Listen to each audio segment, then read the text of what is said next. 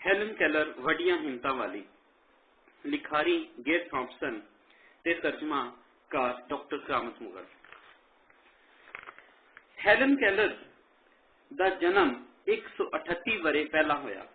Helen ਨੇ ਬੋਲਣਾ, ਪੜ੍ਹਨਾ ਤੇ ਫਿਰ ਲਿਖਣਾ ਸਿੱਖਿਆ। ਇਹ ਸ਼ਾਇਦ ਬਹੁਤ ਵੱਡੀ ਗੱਲ ਨਹੀਂ ਲੱਗਦੀ, ਪਰ ਹੈਲਨ ਕੈਲਰ ਵਾਸਤੇ ਬਹੁਤ ਵੱਡੀ ਗੱਲ ਸੀ, ਕਿਉਂਕਿ ਉਹ ਗੂੰਗੀ ਤੇ ਬਹਿਰੀ ਦੇ ਹੋਣ ਦੇ ਨਾਲ ਨਾਲ ਨਬੀਨਾ ਵੀ ਸੀ। ਸੋਚੋ, ਤੁਹਾਡੇ ਕੰਨਾਂ ਵਿੱਚ ਰੂੰ ਭਰੀ ਹੋਵੇ, ਤੁਸੀਂ ਕੁਝ ਸੁਣ ਨਾ ਸਕੋ, ਭਾਵੇਂ ਕੋਈ ਚੀਕਦਾ ਰਹੇ, ਤੁਹਾਡੀਆਂ ਅੱਖਾਂ ਉੱਤੇ ਪੱਟੀ ਬਣੀ ਹੋਵੇ, ਤੁਸੀਂ ਕੁਝ ਵੇਖ ਨਾ ਸਕੋ। ਇਹ ਹਨੇਰੀਆਂ ਭਰੀਆਂ, ਕਾਲੀਆਂ ਤੇ ਚੁੱਪ ਰਹਿਣ ਵਾਲੀ ਦੁਨੀਆ ਵਾਲੀ ਹੈਲਨ ਕੈਲਰ ਦੀ ਦੁਨੀਆ ਸੀ। ਜਦੋਂ ਹੈਲਨ ਕੈਲਰ ਥੋੜਾ ਕੁ ਵੱਡੀ ਹੋਈ, ਉਸ ਵੇਲੇ ਤੀਕਰ ਕੁਝ ਬੋਲੀਆਂ ਤੇ ਬੋਲਣਾ, ਕਿਵੇਂ ਬੋਲਣਾ ਸੀ, ਸਿੱਖ ਲਿਆ। ਉਸ ਵੇਲੇ ਗੂੰਗਿਆਂ ਤੇ ਬਹਿਰਿਆਂ ਤੇ ਨਬੀਨਾ ਵਾਸਤੇ ਬਹੁਤ ਘੱਟ ਸਕੂਲ ਸਨ। ਅੱਖਾਂ ਤੋਂ ਵਾਂਝੇ ਲੋਕ, ਕੁਝ ਲੋਕ ਹੀ ਪੜ੍ਹਨਾ ਲਿਖਣਾ ਸਿੱਖ ਸਕਦੇ ਸਨ। ਹੈਲਨ ਕੈਲਰ ਨੇ ਨਾ ਸਿਰਫ ਇਹ ਦੋਵੇਂ ਕੰਮ, ਲਿਖਣਾ ਤੇ ਪੜ੍ਹਨਾ ਸਿੱਖੇ, ਸਗੋਂ ਇਸ ਤੋਂ ਵੱਧ ਹੋਰ ਵੀ ਬਹੁਤ ਕੁਝ ਕੀਤਾ। ਬਹੁਤ ਵੱਧ ਵਿਕਣ ਵਾਲੀਆਂ ਕਈ ਕਿਤਾਬਾਂ ਉਹਨਾਂ ਨੇ ਲਿਖੀਆਂ। ਉਹਨਾਂ ਨੇ ਵਿਖਾਇਆ ਕਿ ਮਜ਼ਦੂਰੀ ਉਹਨਾਂ ਨੂੰ ਪਿੱਛੇ ਨਹੀਂ ਰੱਖ ਸਕਦੀ। ਇਸ ਤੋਂ ਇਲਾਵਾ ਉਹਨਾਂ ਨੇ ਉਹਨਾਂ ਲੋਕਾਂ ਨੂੰ ਉਮੀਦ ਦਿੱਤੀ ਜੋ ਉਹਨਾਂ ਦੇ ਵਾਂਗ ਹੀ ਸੁਣ ਤੇ ਵੇਖ ਨਹੀਂ ਸਨ ਸਕਦੇ। ਹੈਲਨ ਕੈਲਰ 27 ਜੂਨ 1880 ਨੂੰ ਟਸਕੋਪੀਆ, ਐਲਬਾਮਾ ਵਿੱਚ ਪੈਦਾ ਹੋਈ। ਆਰਥਰ ਕੈਲਰ ਉਹਨਾਂ ਦੇ ਵਾਲਿਦ ਸਨ, ਜਿਨ੍ਹਾਂ ਨੇ ਜਨੂਬ ਵੱਲ ਹੋਈ ਸਿਵਲ ਵਾਰ ਵਿੱਚ ਭਾਗ ਲਿਆ। ਲੜਾਈ ਤੋਂ ਬਾਅਦ ਉਹ ਵਾਈ ਬੀਜੀ ਵਾਸਤੇ ਆਪਣੇ ਪਿੰਡ ਚਲੇ ਗਏ। ਆਪਣੀ ਪਹਿਲੀ ਬੀਵੀ ਦੇ ਮਰਨ ਮਗਰੋਂ ਉਹਨਾਂ ਨੇ ਕੈਟ ਐਡਮ ਨਾਲ ਵਿਆਹ ਕਰ ਲਿਆ। ਪਹਿਲੀ ਬੀਵੀ ਤੋਂ 2 ਪੁੱਤਰ ਸਨ। ਨਵੀਂ ਬੀਵੀ ਆਰਥਰ ਕੈਲਰ ਨੂੰ ਕਪਤਾਨ ਕਹਿੰਦੀ। ਵਾਈ ਬੀਜੀ ਦੇ ਨਾਲ ਨਾਲ ਉਹ ਇੱਕ ਮਕਾਮੀ ਅਖਬਾਰ ਦੇ ਐਡੀਟਰ ਵਜੋਂ ਵੀ ਕੰਮ ਕਰਦੇ ਖਾਮੋਸ਼ ਰਹਿਣ ਵਾਲੇ ਸੰਜੀਦਾ ਇਨਸਾਨ ਸਨ। ਪਰਿਵਾਰ ਵਿੱਚ ਪਹਿਲੀ ਕੁੜੀ ਹੈਲਨ ਦੇ ਜੰਮਣ ਨਾਲ ਘਰ ਜਿਉਂ ਰੁਸ਼ਨਾਇਆ ਗਿਆ।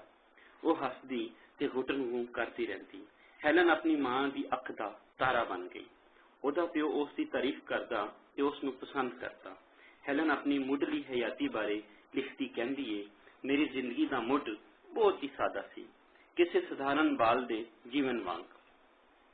ਮੈਂ ਆਈ, ਮੈਂ ਵੇਖਿਆ, ਜਿੱਤ ਲਿਆ, ਜਿਵੇਂ ਖਾਨਦਾਨ ਵਿੱਚ ਪਹਿਲਾ ਬਾਲ ਕਰਦਾ ਹੈ। ਹੈਲਨ ਜ਼ਹੀਨ ਸੀ। ਉਸਨੇ ਬੜੀ ਜਲਦੀ ਬੋਲਣਾ ਸ਼ੁਰੂ ਕਰ ਦਿੱਤਾ। ਉਸ ਦੇ ਪਹਿਲੇ ਬੋਲੇ ਗਏ ਅੱਖਰ ਇਹ ਸਨ, ਤੀਆ, ਤੀਆ, ਤੀਆ ਤੇ ਵੋ, ਜੋ ਉਸਨੇ ਪਾਣੀ ਵਾਸਤੇ ਬੋਲੇ ਸਨ। ਜੇ ਉਹਨੂੰ ਸ਼ੈਵਾਂ ਵਾਸਤੇ ਲਫ਼ਜ਼ ਨਹੀਂ ਸਨ ਆਉਂਦੇ, ਤਾਂ ਉਹ ਇਸ਼ਾਰਿਆਂ ਨਾਲ ਉਹਨਾਂ ਸ਼ੈਵਾਂ ਦੀ ਨਿਸ਼ਾਨਦੇਹੀ ਕਰ ਦਿੰਦੀ ਜੋ ਉਸ ਨੂੰ ਚਾਹੀਦੇ ਹੁੰਦੇ ਸਨ। ਬੜੀ ਜਲਦੀ ਉਸਨੇ ਤੁਰਨਾ ਸਿੱਖ ਲਿਆ। ਫਿਰ ਕੁਝ ਦੇਰ ਬਾਅਦ ਬੜੀ ਜਲਦੀ ਹੈਲਨ ਪੂਰੇ ਘਰ ਵਿੱਚ ਦੌੜਾਂ ਲਾ ਰਹੀ ਹੁੰਦੀ। 2 ਸਾਲ ਦੇ ਲਗਭਗ ਜਦੋਂ ਹੋਈ, ਉਹ ਬਿਮਾਰ ਰਹਿਣ ਲੱਗੀ। ਉਸ ਨੂੰ ਬਹੁਤ ਤੇਜ਼ ਬੁਖਾਰ ਹੋਇਆ। ਉਸ ਵੇਲੇ ਬਿਮਾਰੀ ਦੇ ਇਲਾਜ ਵਾਸਤੇ ਬਹੁਤ ਘੱਟ ਦਵਾਈਆਂ ਸਨ। ਡਾਕਟਰਾਂ ਨੇ ਸੋਚਿਆ ਕਿ ਹੈਲਨ ਮਰ ਜਾਵੇਗੀ। ਫਿਰ ਅਚਾਨਕ ਬੁਖਾਰ ਟੁੱਟ ਗਿਆ। ਹੈਲਨ ਸਕੂਨ ਦੀ ਨੀਂਦਰ ਸੁੱਤੀ। ਉਸ ਦਾ ਪਰਿਵਾਰ ਇੱਕ ਵਾਰ ਫਿਰ ਖੁਸ਼ ਹੋ ਗਿਆ। ਉਹਨਾਂ ਦੀ ਸੋਨੇ ਰੰਗੀ ਧੀ ਫਿਰ ਠੀਕ ਤੇ ਚੰਗੀ ਭਲੀ ਹੋ ਗਈ। ਪਰ ਹੈਲਨ ਠੀਕ ਨਹੀਂ ਹੋਈ। ਜਦੋਂ ਹੈਲਨ ਦੀ ਮਾਂ ਉਸ ਨੂੰ ਨਵਾ ਰਹੀ ਸੀ, ਉਸ ਨੇ ਹੈਲਨ ਦੇ ਮੂੰਹ ਅੱਗੇ ਆਪਣਾ ਹੱਥ ਹਿਲਾਇਆ। ਉਸ ਅੱਖ ਨਹੀਂ ਝਪਕੀ। ਉਹਦੀਆਂ ਅੱਖੀਆਂ ਸਿੱਧੀਆਂ ਘੂਰ ਰਹੀਆਂ ਸਨ। ਕੈਟ ਨੇ ਦੁਬਾਰਾ ਯਤਨ ਕੀਤਾ। ਉਹਨੇ ਚਾਹਿਆ ਜੋ ਉਸਨੇ ਮਹਿਸੂਸ ਕੀਤਾ ਏ ਉਹ ਗਲਤ ਹੀ ਹੋਵੇ, ਪਰ ਉਹ ਗਲਤ ਨਹੀਂ ਸੀ। ਹੈਲਨ ਨਾਬੀਨਾ ਹੋ ਚੁੱਕੀ ਸੀ ਤੇ ਇਹ ਸਭ ਕੁਝ ਠੀਕ ਨਹੀਂ ਸੀ। ਹਰ ਸ਼ਾਮ ਘੰਟੀ ਵੱਜਦੀ ਤਾਂ ਜੋ ਖਾਨਦਾਨ ਦੇ ਖਾਣੇ ਤੇ ਬੁਲਾਇਆ ਜਾਏ। ਹਰ ਕੋਈ ਆਵਾਜ਼ ਸੁਣਦਾ। ਇਹ ਚਨਕਾਰ ਦੇ ਸ਼ੋਰ ਵਾਂਗ ਸੀ। ਉਹ ਜੋ ਵੀ ਕੁਝ ਕਰ ਰਹੇ ਹੁੰਦੇ, ਉਹ ਛੱਡ ਦਿੰਦੇ ਤੇ ਖਾਣੇ ਤੇ ਆ ਜਾਂਦੇ। ਪਰ ਕੈਟ ਨੇ ਵੇਖਿਆ ਕਿ ਹੈਲਨ ਇਸ ਚਨਕਾਰ ਦੀ ਆਵਾਜ਼ ਤੇ ਕੋਈ ਰੱਦੇ ਅਮਲ ਨਹੀਂ ਕਰਦੀ। ਕੈਟ ਨੇ ਕਪਤਾਨ ਤੇ ਉਹਦੀ ਭੈਣ ਐਵੀਲੀਨ ਨੂੰ ਦੱਸਿਆ, ਜੋ ਉਹਨਾਂ ਨਾਲ ਹੀ ਰਹਿੰਦੀ। ਉਹਨਾਂ ਨੇ ਹੈਲਨ ਨੂੰ ਉੱਚੀ ਸਾਰੀ ਪੁਕਾਰਿਆ। ਫਿਰ ਉਹ ਨਰਮੀ ਨਾਲ ਬੋਲੇ। ਉਹਨਾਂ ਨੇ ਹੈਲਨ ਦੇ ਕੰਨਾਂ ਕੋਲ ਜਾ ਕੇ ਤਾਲੀ ਵਜਾਈ। ਹੈਲਨ ਨੇ ਕੁਝ ਵੀ ਮਹਿਸੂਸ ਨਾ ਕੀਤਾ। ਉਸ ਨੂੰ ਕੁਝ ਸੁਣਾਈ ਨਾ ਦਿੱਤਾ। ਮਿਸਿਸ ਕੈਲਰ ਦਾ ਡਰ ਸੱਚ ਸਾਬਤ ਹੋਇਆ। ਉਹਦੀ ਧੀ ਗੂੰਗੀ, ਬਹਿਰੀ ਤੇ ਨਾਬੀਨਾ ਹੋ ਚੁੱਕੀ ਸੀ। ਉਹ ਨਾ ਸੁਣ ਸਕਦੀ ਸੀ, ਨਾ ਬੋਲ ਸਕਦੀ ਸੀ ਤੇ ਨਾ ਹੀ ਵੇਖ ਸਕਦੀ ਸੀ। ਉਸ ਦੇ ਮਾਪੇ ਉਸ ਨੂੰ ਡਾਕਟਰ ਕੋਲ ਲੈ ਪੜੇ। ਡਾਕਟਰ ਨੇ ਉਸ ਦਾ ਮੁਆਇਨਾ ਕੀਤਾ, ਪਰ ਉਹ ਵੀ ਬੇਵੱਸ ਵਿਖਾਈ ਦਿੱਤਾ। ਕਿਵੇਂ? ਮਿਸਿਸ ਕੈਲਰ ਹੈਰਾਨ ਰਹਿ ਗਈ ਕਿ ਉਹਦੀ ਹੁਸ਼ਿਆਰ ਤੇ ਸੋਹਣੀ ਬਾਲੜੀ ਨੂੰ ਖਾਮੋਸ਼ ਤੇ ਹਨੇਰੀ ਦੁਨੀਆ ਵਿੱਚ ਰਹਿਣਾ ਪਵੇਗਾ। ਹੈਲਨ ਦੀ ਦੁਨੀਆ ਵਿੱਚ ਕੋਈ ਦਿਨ ਤੇ ਰਾਤਾਂ ਨਹੀਂ ਸਨ। ਉਹ ਹਰ ਸੁਬਹ ਸਵੇਰੇ ਚੜ੍ਹਦਾ ਸੂਰਜ ਨਹੀਂ ਸੀ ਵੇਖ ਸਕਦੀ, ਜਾਂ ਫਿਰ ਰਾਤ ਨੂੰ ਚੰਨ ਦੀ ਚਾਨਣੀ ਵਰਗੀ ਕੋਈ ਸ਼ੈ ਨਹੀਂ ਸੀ ਵੇਖ ਸਕਦੀ। ਉਹ ਪਖੇਰਵਾਂ ਦੇ ਗੀਤ ਤੇ ਝਿੰਗਰ ਦੀ ਆਵਾਜ਼ ਤਿੱਕਰ ਵੀ ਨਹੀਂ ਸੀ ਸੁਣ ਸਕਦੀ। ਉਹ ਖਾਮੋਸ਼ ਹਨੇਰੇ ਦੇ ਜੀਵਨ ਲੱਗ ਗਈ। ਆਪਣੇ ਬਾਰੇ ਸੋਚੋ, ਜੇ ਤੁਸੀਂ ਵੇਖ ਸੁਣ ਤੇ ਬੋਲ ਨਾ ਸਕੋ, ਤੁਸੀਂ ਲੋਕਾਂ ਨੂੰ ਕਿਵੇਂ ਆਪਣੀ ਗੱਲ ਸਮਝਾਉਂਦੇ, ਕਿਵੇਂ ਗੱਲ ਕਰਦੇ? ਹੈਲਨ ਤੇਜ਼ ਹੁਸ਼ਿਆਰ ਸੀ। ਉਹ ਹਰ ਥਾਂ ਆਪਣੀ ਮਾਂ ਦੇ ਪਿੱਛੇ ਪਿੱਛੇ ਰਹਿੰਦੀ। ਉਹ ਆਪਣੀ ਮਾਂ ਦੀ ਸਕਰਟ ਨਾਲ ਚਿੰਬੜੀ ਰਹਿੰਦੀ। ਹੈਲਨ ਨੂੰ ਵੱਖ-ਵੱਖ ਖੁਸ਼ਬੂਆਂ ਆਉਂਦੀਆਂ। ਉਸ ਨੂੰ ਆਪਣੇ ਆਲੇ ਦੁਆਲੇ ਫਿਰਦਿਆਂ ਲੋਕਾਂ ਤੇ ਸ਼ੈਵਾਂ ਦੀ ਹਰਕਤ ਹਿਲ-ਜੁਲ ਮਹਿਸੂਸ ਹੁੰਦੀ। ਵੇਲੇ ਦੇ ਨਾਲ-ਨਾਲ ਉਸ ਨੇ ਆਪਣੀ ਗੱਲ ਦੂਜਿਆਂ ਤੀਕਰ ਅਪਣਾਉਣ ਦਾ ਵੱਲ ਲੱਭਣਾ ਸ਼ੁਰੂ ਕਰ ਦਿੱਤਾ। ਉਸ ਨੇ ਇਸ਼ਾਰੇ ਬਣਾਏ ਤਾਂ ਜੋ ਲੋਕਾਂ ਤੀਕਰ ਆਪਣੀ ਗੱਲ ਅਪਣਾ ਸਕੇ। ਜਦੋਂ ਹੈਲਨ ਨਿੱਕੀ ਸੀ, ਉਸ ਵੇਲੇ ਡੋਰੇ ਤੇ ਨਬੀਨਾ ਬਾਲਾਂ ਵਾਸਤੇ ਬਹੁਤ ਜ਼ਿਆਦਾ ਸਕੂਲ ਨਹੀਂ ਸਨ। ਐਲਬਾਮਾ ਵਿੱਚ ਤਾਂ ਕੁਝ ਵੀ ਨਹੀਂ ਸੀ ਜਿੱਥੇ ਹੈਲਨ ਰਹਿੰਦੀ ਸੀ। ਸਕੂਲਾਂ ਵਿੱਚ ਡੋਰਿਆਂ ਨੂੰ ਹੱਥ ਨਾਲ ਇਸ਼ਾਰੇ ਕਰਨਾ ਸਿਖਾਇਆ ਜਾਂਦਾ। ਇਹ ਇਸ਼ਾਰੇ ਅੱਖਰਾਂ ਵਾਸਤੇ ਹੁੰਦੇ ਸਨ। ਵਕਤ ਗੁਜ਼ਰਿਆ, ਉਹ 5 ਵਰ੍ਹਿਆਂ ਦੀ ਹੋ ਗਈ। ਹੈਲਨ ਨੇ ਆਪਣੇ ਤੋਂ 50 ਇਸ਼ਾਰੇ ਬਣਾ ਲਏ। ਉਹ ਆਪਣੀ ਮਾਂ ਜਾਂ ਪਿਓ ਨੂੰ ਆਪਣੇ ਵੱਲ ਖਿੱਚਦੀ, ਜਿਸ ਦਾ ਮਤਲਬ ਸੀ ਮੇਰੇ ਕੋਲ ਆਓ। ਉਹ ਉਹਨਾਂ ਨੂੰ ਪਰਾਂ ਧਕੇਲ ਦਿੰਦੀ ਜਦੋਂ ਉਹਨਾਂ ਨੂੰ ਦੂਰ ਕਰਨਾ ਚਾਹੁੰਦੀ ਹੋਵੇ। ਰੋਟੀ ਬ੍ਰੈਡ ਵਾਸਤੇ ਉਹ ਸਲਾਈਸ ਕੱਟਣ ਤੇ ਉਸ ਉੱਪਰ ਮੱਖਣ ਲਾਉਣ ਵਾਂਗ ਕਰਦੀ। ਨਿੱਕਾ ਕਹਿਣ ਵਾਸਤੇ ਉਹ ਆਪਣੇ ਹੱਥਾਂ ਉੱਤੇ ਚੂੰਡੀ ਵੱਢਦੀ। ਹੈਲਨ ਆਪਣੀਆਂ ਉਂਗਲੀਆਂ ਹਿਲਾਉਂਦੀ ਤੇ ਉਸ ਨੂੰ ਜੋੜਦੀ, ਜਿਸ ਦਾ ਮਤਲਬ ਇਹ ਹੁੰਦਾ ਵੱਡਾ।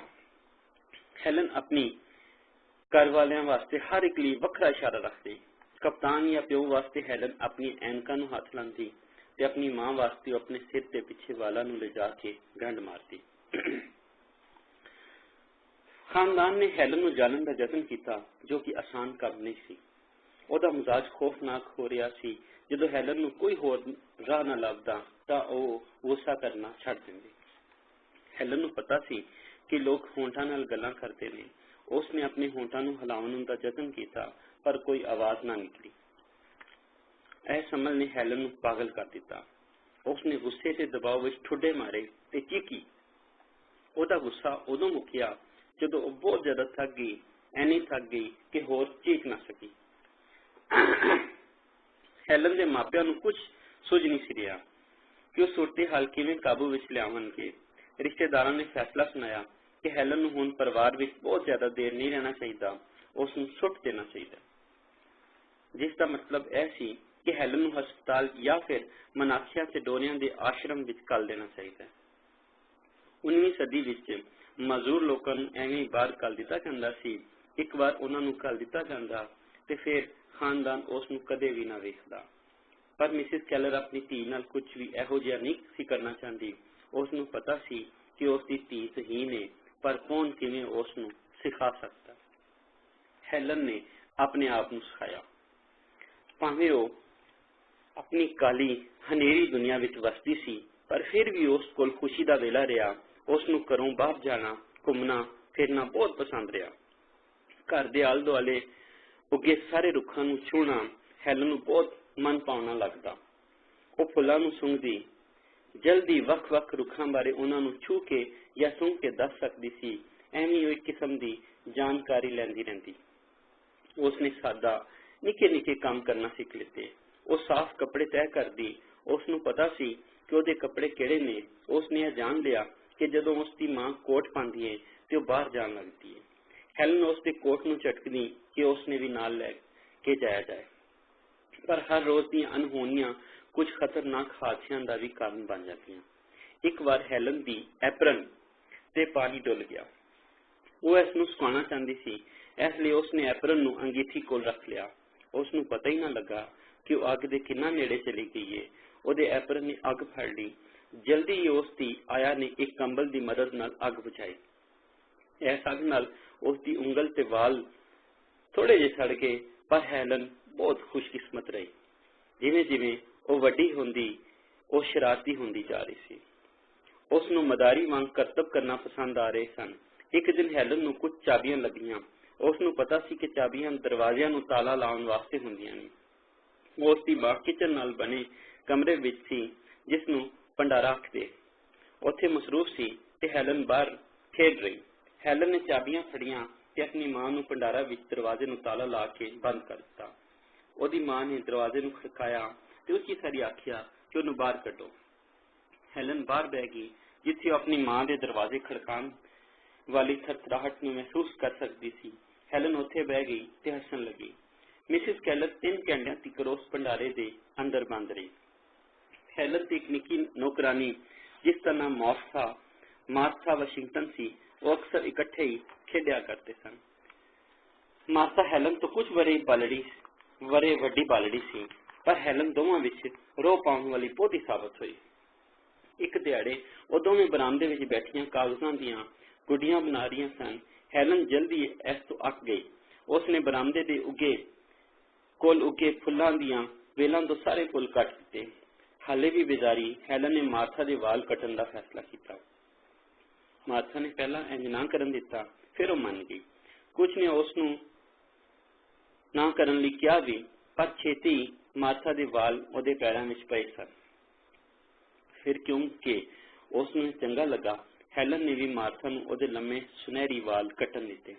ਇਸ ਵੇਲੇ ਹੈਲਨ ਦੀ ਮਾਂ ਕਿਸੇ ਬਾਲ ਕੋਲੋਂ ਕੁਝ ਨਹੀਂ ਸੀ ਲੱਗ ਰਹੀ। ਉਹ ਵਿਚਾਰੀ ਖਪੀ ਰਹਿੰਦੀ। ਹੈਲਨ ਦਾ ਦੂਸਰਾ ਮਿੱਤਰ ਉਹਨਾਂ ਦੇ ਪਰਿਵਾਰ ਦਾ ਕੁੱਤਾ ਸੀ, ਜਿਸ ਦਾ ਨਾਂ ਬੇਲੇ ਸੀ।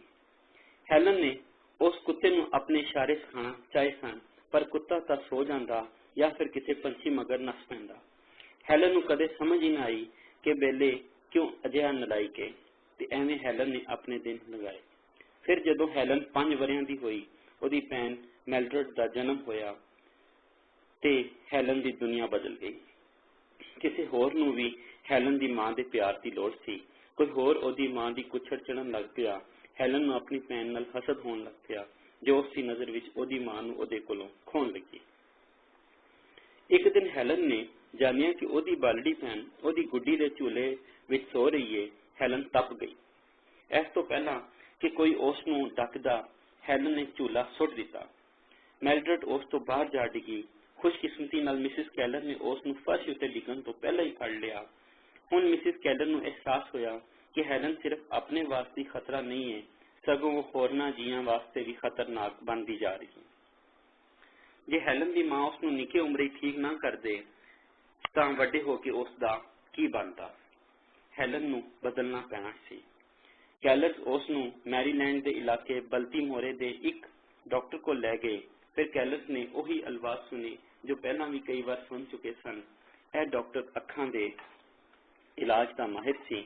ਉਹ ਹੈਲਨ ਵਾਸਤੇ ਕੁਝ ਨਹੀਂ ਸੀ ਕਰ ਸਕਦਾ, ਲੇਕਿਨ ਉਸ ਡਾਕਟਰ ਨੇ ਕਪਤਾਨ ਕੈਲਰ ਨੂੰ ਅਲੈਗਜ਼ੈਂਡਰ ਗ੍ਰਾਹਮ ਬੈਲ ਬਾਰੇ ਦੱਸਿਆ, ਜੋ ਨੇੜੇ ਹੀ ਵਾਸ਼ਿੰਗਟਨ ਵਿੱਚ ਰਹਿੰਦਾ ਹੈ। ਬੈਲ ਉਹੀ ਹੈ ਜਿਸ ਨੇ 1876 ਈਸਵੀ ਵਿੱਚ ਟੈਲੀਫੋਨ ਇਜਾਦ ਕੀਤਾ। ਉਹ ਪਹਿਲਾਂ ਡੋਰਿਆਂ ਦਾ ਉਸਤਾਦ ਸੀ। ਸ਼ਾਇਦ ਬੈਲ ਕਿਸੇ ਨੂੰ ਜਾਣਦਾ ਹੋਵੇ ਜੋ ਹੈਲਨ ਦੀ ਮਦਦ ਕਰ ਸਕੇ। ਜਿਵੇਂ ਜੀਵਨ ਵਿੱਚ ਪਹਿਲੀ ਵਾਰ ਬੜੇ ਲੰਮੇ ਅਰਸੇ ਤੋਂ ਬਾਅਦ ਕੈਲਰਸ ਨੂੰ ਥੋੜੀ ਜਿਹੀ ਉਮੀਦ ਮਹਿਸੂਸ ਹੋਈ। ਉਮੀਦ ਦੀ ਰਸ਼ਮ। ਕਪਤਾਨ ਆਪਣੀ ਫੁੱਫੋ ਐਵੀਲੀਨ ਨਾਲ ਹੈਲਨ ਨੂੰ ਡਾਕਟਰ ਬੈਲ ਕੋਲ ਲੈ ਗਿਆ। ਹੈਲਨ ਦੀ ਮਾਂ ਨੇ ਹੈਲਨ ਦੇ ਵਾਲਾਂ ਨੂੰ ਘਰੋਂ ਕੱਲਣ ਲੱਗਿਆਂ ਬੜੀ ਤਵੱਜੋ ਨਾਲ ਘੁੰਗਰਿਆਲੇ ਕਰ ਛੱਡਿਆ। ਹੈਲਨ ਇੱਕ ਫਰਿਸ਼ਤੇ ਵਾਂਗ ਲੱਗ ਰਹੀ ਸੀ। ਇਸ ਵੇਲੇ ਉਹ 6 ਵਰ੍ਹਿਆਂ ਦੀ ਹੋ ਗਈ। ਹੈਲਨ ਬੈਗ ਦੇ ਦਫ਼ਤਰ ਅੰਦਰ ਗਈ। ਹੈਲਨ ਗ੍ਰਾਹਮ ਬੈਲ ਦੇ ਦਫ਼ਤਰ ਅੰਦਰ ਗਈ ਤੇ ਦੋਵੇਂ ਦੋਸਤ ਬਣ ਗਏ। ਹੈਲਨ ਗ੍ਰਾਹਮ ਬੈਲ ਦੀ ਗੋਦੀ ਵਿੱਚ ਜਾ ਬੈਠੀ। ਛੋਟੀ ਬੱਚੀ ਤੇ ਐਡਾ ਵੱਡਾ ਮੌਜੂਦ ਕੁਲ ਮਿਲ ਗਏ। ਹੈਲਨ ਨੇ ਬਾਦੋਂ ਆਪਣੀ ਹੱਡਵਰਤੀ ਵਿੱਚ ਲਿਖਿਆ, ਉਸ ਨੇ ਮੇਰੇ ਇਸ਼ਾਰੇ ਸਮਝੇ ਨੇ, ਮੈਨੂੰ ਪਤਾ ਸੀ ਤੇ ਮੈਂ ਉਹਨਾਂ ਨੂੰ ਫੌਰੀ ਪਿਆਰ ਕਰਨ ਲੱਗ ਪਈ। ਬੈਲ ਨੇ ਮਹਿਸੂਸ ਕੀਤਾ ਕਿ ਹੈਲਨ ਹੁਣ ਸਿੱਖ ਸਕਦੀ ਹੈ। ਉਸ ਨੇ ਸੋਚਿਆ ਕਿ ਉਹ ਜ਼ਹੀਨ ਤੇ ਸਮਝਦਾਰ ਬਾਲੜੀ ਹੈ। ਉਹ ਉਹਨੂੰ ਕਾਮਯਾਬ ਵੇਖਣਾ ਚਾਹੁੰਦਾ ਹੈ। ਉਸ ਨੂੰ ਲੱਗਾ ਸ਼ਾਇਦ ਹੈਲਨ ਇੱਕ ਨਾਰਮਲ ਹਯਾਤੀ ਜੀ ਸਕਦੀ ਹੈ। ਗ੍ਰਾਹਮ ਬੈਲ ਨੇ ਹੈਲਨ ਨੂੰ ਆਪਣੀ ਘੜੀ ਖੇਡਣ ਵਾਸਤੇ ਦਿੱਤੀ ਤਾਂ ਉਹ ਕਪਤਾਨ ਨਾਲ ਗੱਲਾਂ ਕਰਨ ਵਿੱਚ ਰੁੱਝ ਗਏ। उन्होंने कप्तान नूं आख्या कि वह मास्टेटिस बोस्टन विच परकल्स इदारे नूं लिखण जो नबीना लोगों वास्ते काम करता है। बाद विच यह बर्कन स्कूल बन गया। डॉक्टर ग्राहम बेल ने कप्तान नूं दस्सिया कि 40 वरे पहला एक डोरे ते नबीना बाल लौरा ब्रिजमैन नूं पढ़ना लिखना ते गल करना हथ दे इशारियां नाल सिखाया गया। उसनूं पूरा यकीन सी कि कैलर्स भी हैलन वास्ते चंगा उस्ताद लभ सकणगे। एक दिन कप्तान ने परकल स्कूल वालियां नूं खत लिखिया। कप्तान कैलर ने लिखिया कि उसनूं अपनी धी वास्ते एक उस्ताद चाहिए। कैलर्स बड़ी बेचैनी नाल जवाब दे इंतजार कर रहे सन। माइकल एनेगनस जो कि परकन्स दा हेड भी सी, उसने जवाब दिता कि ओदे ज़हन विच एक उस्तानी है, ओदा नाम एनी सिल्वान है। कैलर्स पुरजोश हो गए। एक गल वो ए नहीं सन जानते कि हाले एनी सिल्वान नूं नौकरी वास्ते कायल करना बाकी है। एनी सिल्वान कौन सी? एनी उसनूं पुकारिया जाता। वो एक यतीम कुड़ी सी जिसने बड़ी जोखम भरी ते इकलापे वाली हयाती बिताई। बालपन विच ही वो कुछ देर नबीना रही। उसनूं भी परकन स्कूल के ले गया ते बादों ऑपरेशनां नाल ओनूं विखाई देवन लग पिया। 20 वरियां तिकर उस्तानी नहीं बनी। ओनूं पक नहीं सी कि वो मुलाजमत भी कर सकती है या फिर उसनूं एदी लोड़ भी होवे। एनेगनस उसनूं हौसला ते हिम्मत देंदा रहा। उसने महसूस किया कि यह कली ज़हीन नौजवान औरत वास्ते यह मुलाजमत ठीक रहेगी। इस तो बाद एनी कोल होर कोई मौका भी नहीं सी। पढ़ावन लिखावन दी मुलाजमत सी या फिर एक फैक्ट्री दी मुलाजमत। एनी ने कैलर दे कोल मुलाजमत करने का फैसला कर लिया। नवी नौकरी वास्ते अपने आप को तैयार करने लई एनी नूं 2 महीने लग गए। वो लौरा ब्रिजमैन नाल जा मिली। उसने हत्थां दे इशारे नाल अखर पट्टी दी वरतों नाल गल कीती। हुण उसने अखर पट्टी सिखावन लई ਵੱਖ-ਵੱਖ तरीके पढ़ना शुरू कर दिते। एनी बेहतरीन ते सब तो वधिया करन लई तैयार सी, पर असल विच उसनूं बिल्कुल ही ख्याल न रहा कि उसके सामने की होने वाला है ते किवें उसकी नवी मुलाजमत उसकी जिंदगी बदल देवेगी। 3 मार्च 1887 का दिन सी। हैलन नूं नहीं सी पता कि यह उसकी जिंदगी का सब तो अहम दिन है। हैलन नूं यह पता लग गया कि खानदान विच सब खुश ते पुरजोश सन। माहौल विच एक दबाव जिहा वो महसूस करन लग गया। ਉਹਦੀ मां बहुत मसरूफियत नाल इधर उधर फिर रही सी। ਉਹਦੀ मां ते सुतेले भरा ने स्टेशन ते जावन लई तैयारी की। हैलन ने अपनी मां नूं अपने वल खिंचिया। वो उन्हां नाल जाना चाहती सी, पर उसकी मां ने इनकार कर दिता। आखिरकार एनी सिल्वान 6:30 बजे दी ट्रेन ऊपर अल्बामा अपड़ गई। मिसिस कैलर ने अपनी नरम मुलायम आवाज विच उसनूं जी आयां नूं आखिया। ਉਹਦੀਆਂ नीलियां अखां चमक रही सन। हैलन कैलर नूं पढ़ाउण वास्ते लंदन तो आई सवाणी नूं वेखण वास्ते लोकां दा जमघटा लग गया। अजीब थां ते कली एनी परेशान ते थकी हुई लग रही सी। कैलर होरां दे फार्म दे राह विच जांदियां वो बग्गी दे पिछे बैठ गई। फिर इधर उधर वेखण लगी। तस्कोबिया दा निक्का जिहा टाउन नवे इंग्लैंड दे टाउनां वांग लग रहा सी। इस गल नूं वेख के उसनूं कुछ सुकून मिल गया। उसनूं अपनी नवी शागिर्द नूं वेखण दा चाह सी। हैलन बरामदे विच जा खलोती। उसने बग्गी दी हिलजुल हरकत नूं महसूस किया जो अगे नूं वधण लगी सी। उसने अपनी मां नूं कलावे विच लैण वास्ते बाहां खिलारियां। उसकी मां की थां एक अजनबी उसदियां बाहां विच आई ते उसनूं फड़ लिया। हैलन नूं अजनबी लोग पसंद नहीं सन। उसने एनी नूं चुमन वास्ते इनकार कर दिता, पर हैलन उस अनजान हस्ती वास्ते तजस्सुस का शिकार हो गई। हैलन ने उसका मुख, कपड़े ते बैग नूं महसूस किया। फिर हैलन ने एनी का बैग खोलिया। उसनूं तवक्को सी कि यह कोई अजनबी उस वास्ते कुछ खाण लई लिआंदा है। उसकी मां ने उसनूं रोकण का यत्न किया। आखिरकार मिसिस कैलर ने हैलन के हाथों तो वह बैग फड़ लिया। हैलन बहुत ज्यादा गुस्से में आ गई। उसका चेहरा लाल हो गया। उसने अपनी मां की स्कर्ट फड़ी ते ठुड्डे मारने शुरू कर दिते। किसी ने भी कुछ ना किया। फिर एनी ने अपनी छोटी जी कड़ी हैलन कैलर के चेहरे नाल लाई। ऐसी टिक टिक महसूस करके हैलन पुरस्कून जी हो गई। गुस्से की यह कड़ी मुक गई। हैलन पौड़ियां चढ़ के एनी के कमरे में जा पड़ी। ਹੈਲਨ ਨੇ ਐਨੀ ਦਾ ਹੈਟ ਉਤਾਰਨ ਵਿੱਚ ਮਦਦ ਕੀਤੀ। ਫਿਰ ਹੈਲਨ ਨੇ ਉਹ ਹੈਟ ਪਾ ਲਿਆ ਤੇ ਆਪਣਾ ਸਿਰ ਇੱਧਰ ਉੱਧਰ ਫੇਰਨ ਲੱਗ ਪਈ। ਐਨੀ ਨੇ ਹੈਲਨ ਨੂੰ ਵੇਖਿਆ ਤੇ ਹੈਰਾਨ ਹੋਈ ਕਿ ਕਿਵੇਂ ਉਹ ਇਸ ਬਟਾਵੇ ਵਰਗੀ ਸੋਹਣੀ ਬੱਚੀ ਨੂੰ ਕੁਝ ਸਿਖਾ ਵੀ ਸਕੇਗੀ ਜਾਂ ਨਹੀਂ। ਉਹਨੂੰ ਨਹੀਂ ਸੀ ਯਕੀਨ ਕਿ ਉਹ ਕੁਝ ਸਿਖਾ ਸਕੇਗੀ। ਐਨੀ ਨੇ ਇੱਕ ਲੰਮਾ ਸਾਹ ਭਰਿਆ, ਪਰ ਆਉਣ ਵਾਲੇ ਕੱਲ ਤੋਂ ਉਹ ਆਪਣੇ ਯਤਨ ਕਰਨ ਲੱਗ ਜਾਏਗੀ।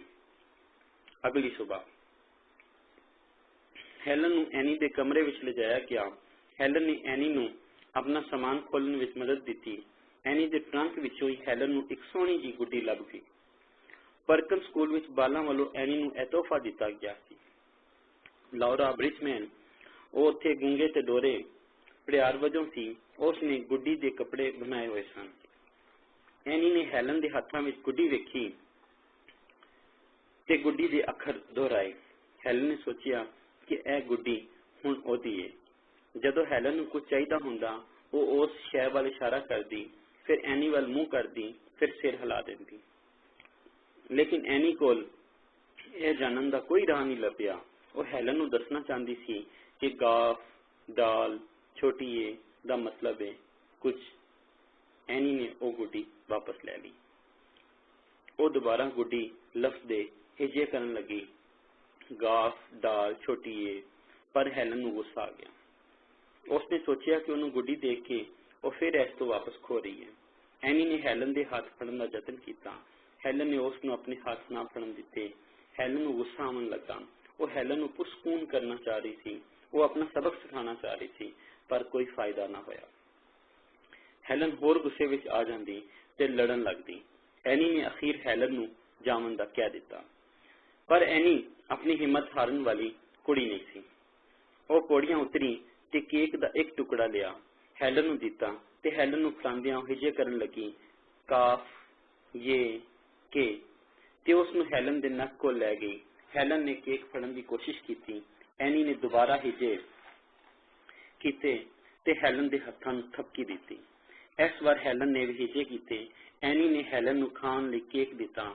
ਕਿ ਹੈਲਨ ਨੇ ਸਿੱਖ ਲਿਆ ਸੀ ਕਿ ਕਾਫ, ਯੇ, ਕੇ ਦਾ ਮਤਲਬ ਹੈ ਕੇਕ? ਨਹੀਂ, ਯਕੀਨੀ ਤੌਰ ਤੇ ਨਹੀਂ। ਹੈਲਨ ਸਿਰਫ ਐਨੀ ਦੀ ਨਕਲ ਉਤਾਰ ਰਹੀ ਸੀ। ਹੈਲਨ ਨੂੰ ਨਹੀਂ ਸੀ ਪਤਾ ਕਿ ਜੇ ਉਹ ਐਨੀ ਕੋਲ ਗਈ ਤੇ ਕਾਫ, ਯੇ, ਕੇ ਦੇ ਹਿਜੇ ਕੀਤੇ ਤੇ ਐਨੀ ਨੂੰ ਅਹਿਸਾਸ ਹੋ ਜਾਵੇਗਾ ਕਿ ਉਹ ਕੇਕ ਮੰਗ ਰਹੀ ਹੈ। ਇੱਕ ਵਾਰ ਫਿਰ ਐਨੀ ਨੇ ਲਫ਼ਜ਼ ਗੁੱਡੀ ਦੇ ਹਿਜੇ ਹੈਲਨ ਦੇ ਹੱਥਾਂ ਵਿੱਚ ਹੱਥ ਪਾ ਕੇ ਕੀਤੇ।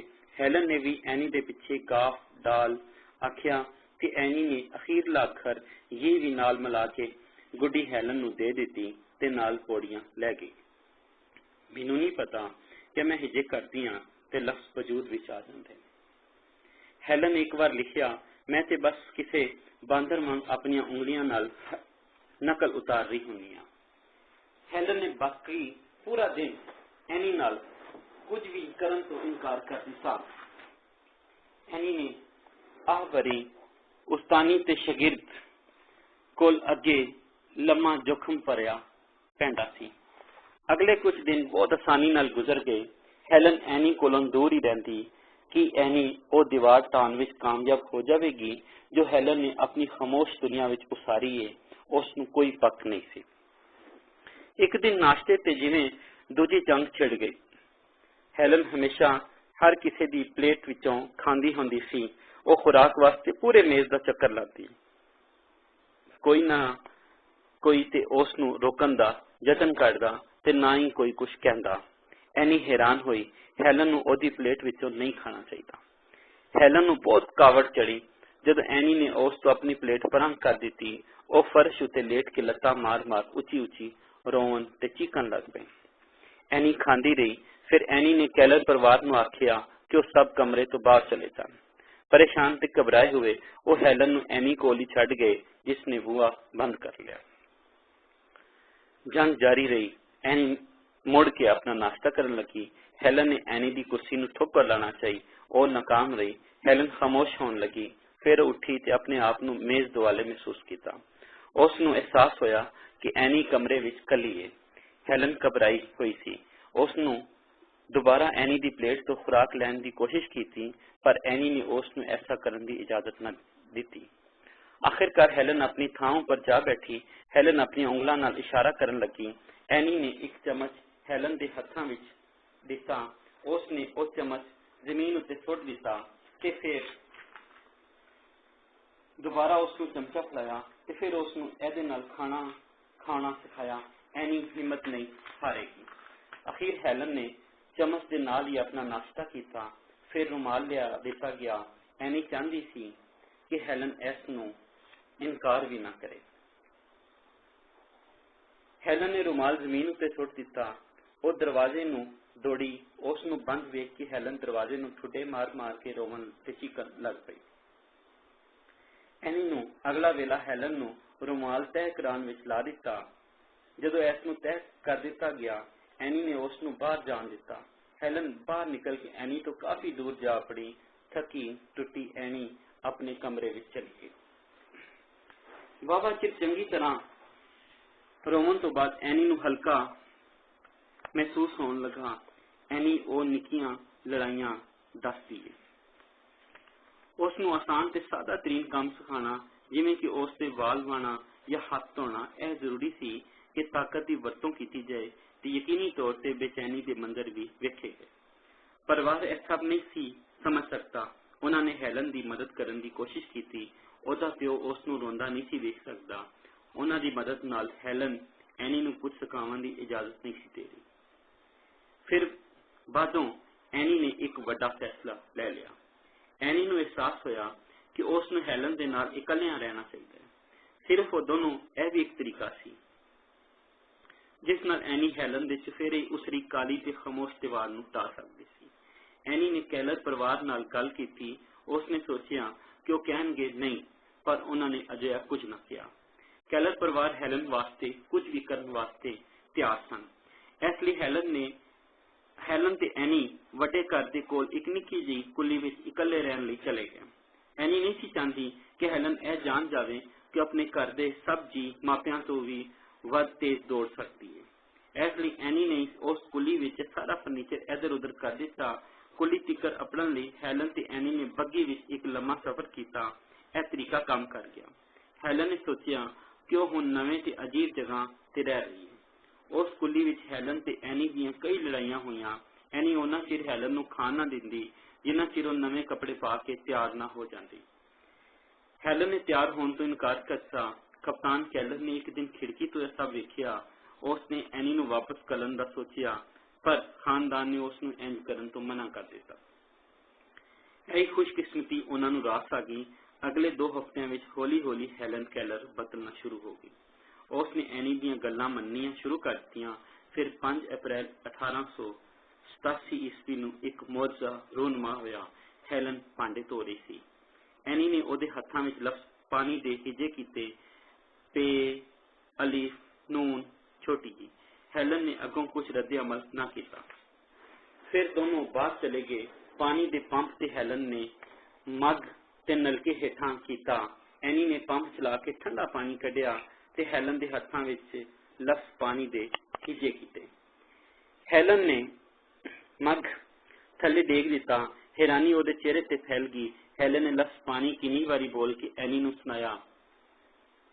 आखिरकार हेलन समझ गई कि लफ्ज शैमा वास्ते होंदे ने।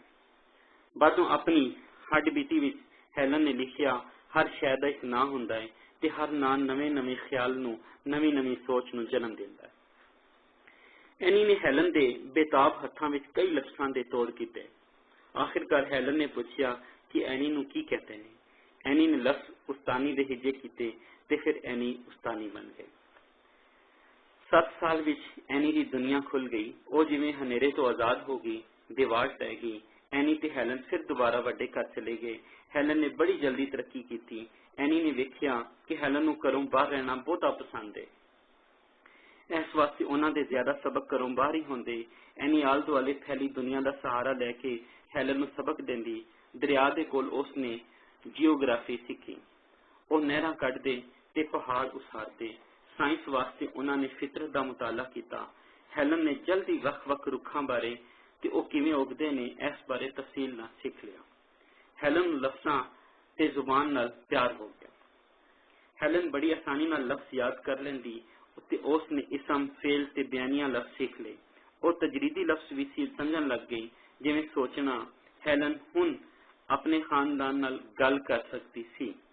एनी हैलन दे हत्थां विच जोड़ तोड़ हिजे करके उसनूं समझांदी कि लोग की गल्लां करदे ने। फिर हैलन जवाब देंदी।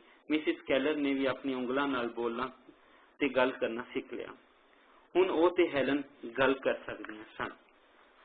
इत्थों तिकर कि कप्तान ने भी इस तरह गल करना सीख ली।